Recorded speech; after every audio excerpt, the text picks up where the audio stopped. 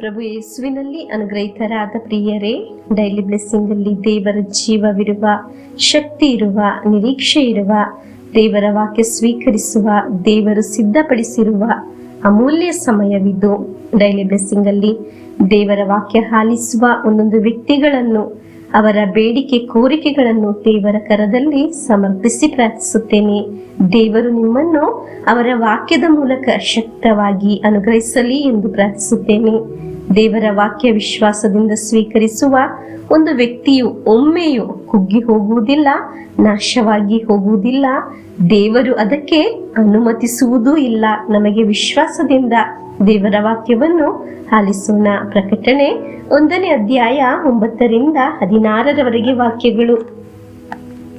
ನಾನು ಯೋವಾನ, ನಿಮ್ಮ ಸಹೋದರ, ಕ್ರಿಸ್ತ ಯೇಸುವಿನಲ್ಲಿ ದೇವರ ಸಾಮ್ರಾಜ್ಯಕ್ಕೆ ಸೇರಿರುವವರಿಗೆ ಬಂದೊದಗುವ ಕಷ್ಟ ಸಂಕಟಗಳನ್ನು ತಾಳ್ಮೆಯಿಂದ ಸಹಿಸಿಕೊಳ್ಳುವುದರಲ್ಲಿ ನಿಮ್ಮ ಪಾಲುಗಾರ.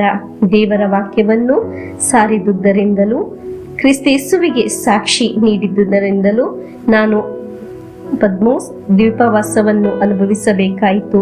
ಪ್ರಭುವಿನ ದಿನದಂದು ನಾನು ದೇವರಾತ್ಮ ವಶವಾದೆ. ಆಗ ನನ್ನ ಬೆನ್ನ ಹಿಂದೆ ಮಹಾಶಬ್ದವೊಂದು ಕೇಳಿಸಿತು. ಅದು ತುತ್ತೂರಿಯ ನಾದದಂತಿತ್ತು.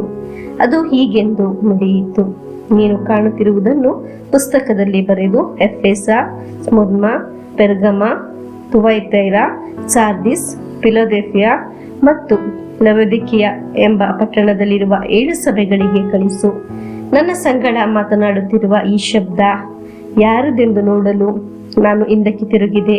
ಹಾಗೆ ತಿರುಗಿದಾಗ 7 ಚಿನ್ನದ ದೀಪಸ್ತಂಭಗಳನ್ನು ಕಂಡೆ. ಆ ದೀಪಸ್ತಂಭಗಳ ನಡುವೆ ನರಪುತ್ರನಂತ ಒಬ್ಬ ವ್ಯಕ್ತಿ ಇದ್ದರು. ಅವರು ನೀಲು ಅಂಗಿಯನ್ನು ತೊಟ್ಟಿದ್ದರು. ಅದು ಅವರ ಪಾದಗಳನ್ನು ಮುಟ್ಟುವಷ್ಟು ನೀಳವಾಗಿತ್ತು. ಅಲ್ಲದೆ ಚಿನ್ನದ ಎದೆಪಟ್ಟಿಯನ್ನು ಕಟ್ಟಿಕೊಂಡಿದ್ದರು. ಅವರ ತಲೆಗೂದಲು ಹಿಮದಂತೆಯೇ ಬಿಳಿಯೂ ಉಣ್ಣೆಯಂತೆಯೂ ಬಿಳುಪಾಗಿಯೂ ಇತ್ತು. ಕಣ್ಣುಗಳು ಪ್ರಜ್ವಲಿಸುವ ಬೆಂಕಿಯ ಕೆಂಡದಂತಿದ್ದವು. ಅವರ ಪಾದಗಳು ಕುಲುಮೆಯಲ್ಲಿ ಕಾಯಿಸಿದ ತಾಮ್ರದಂತೆ ಥಳಥಳಿಸುತ್ತಾ ಇದ್ದವು. ಧ್ವನಿ ಜಲಪಾತದಂತೆ ಬೋರ್ಗೆರೆಯುತ್ತಿತ್ತು. ಅವರ ಬಲಗೈಯಲ್ಲಿ 7 ನಕ್ಷತ್ರಗಳಿದ್ದವು. ಬಾಯೊಳಗಿನಿಂದ ಹರಿತವಾದ ಇಬ್ಬಾಯಿಯ ಖಡ್ಗವು ಹೊರಬಂದಿತು. ಅವರ ಮುಖ ನಡು ಮಧ್ಯಾಹ್ನದ ಸೂರ್ಯದಂತೆ ಪ್ರಕಾಶಿಸುತ್ತಿತ್ತು. ಪ್ರಿಯರೇ, ಕಷ್ಟ ಸಂಕಟಗಳ ಅದನ್ನು ತಾಳ್ಮೆಯಿಂದ ಸಹಿಸುವುದು ಇಂದು ವಾಕ್ಯ ಆಲಿಸುವ ಅನೇಕರು ಅನುಭವಿಸುವ ಒಂದು ಕಾರ್ಯವಾಗಿದೆ. ಬೇರೆ ಯಾರಿಗೂ ಹೇಳಿದರೂ ನಮ್ಮ ಕಷ್ಟ ಸಂಕಟ ಅರ್ಥವಾಗುವುದಿಲ್ಲ.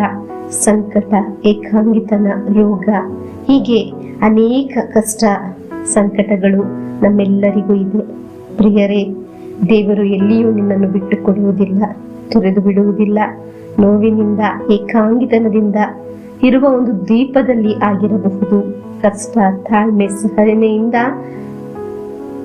ಆ ದೀಪದಲ್ಲಿ ನಾವು ಹಾದು ಹೋಗುತ್ತಿರಬಹುದು. ದೇವರು ನಮ್ಮನ್ನು ಒಂಟಿಯಾಗಿ ತೊರೆದು ಬಿಡುವುದಿಲ್ಲ.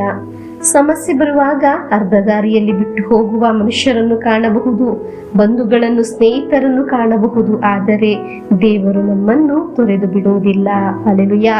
ದೇವರು ನಮ್ಮನ್ನು ಒಂಟಿಯಾಗಿ ಬಿಡುವುದಿಲ್ಲ. ಹಲ್ಲೆಲೂಯಾ. ನಮಗೆ ಪ್ರಾರ್ಥಿಸೋಣ. ದೇವರು ನಮ್ಮನ್ನು ಸಮೃದ್ಧಿಯಾಗಿ ಅನುಗ್ರಹಿಸಲಿ ಎಂದು ಪ್ರಾರ್ಥಿಸಿ ಪ್ರಭು ಯೇಸುವಿನ ಆಶೀರ್ವಾದವನ್ನು ಸ್ವೀಕರಿಸೋಣ. ಆಮೆನ್.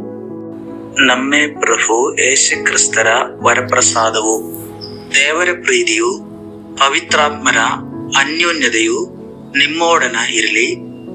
ರೋಗದಿಂದ, ಅಪಘಾತದಿಂದ, ವಂಚನೆಯಿಂದ, ನಿರಾಶೆಯಿಂದ ಸ್ವರ್ಗದ ದೇವರು ನಿಮ್ಮನ್ನು ಅದ್ಭುತವಾಗಿ ಸಂರಕ್ಷಿಸಲಿ. ದೀರ್ಘಾಯುಸ್ಸು, ಆರೋಗ್ಯ, ಸಮಾಧಾನ, ಸಂತೋಷ ಉಂಟಾಗಲಿ. ಪಿತನ, ಸುತನ, ಪವಿತ್ರಾತ್ಮರ ನಾಮದಲ್ಲಿ ಆಮೆನ್.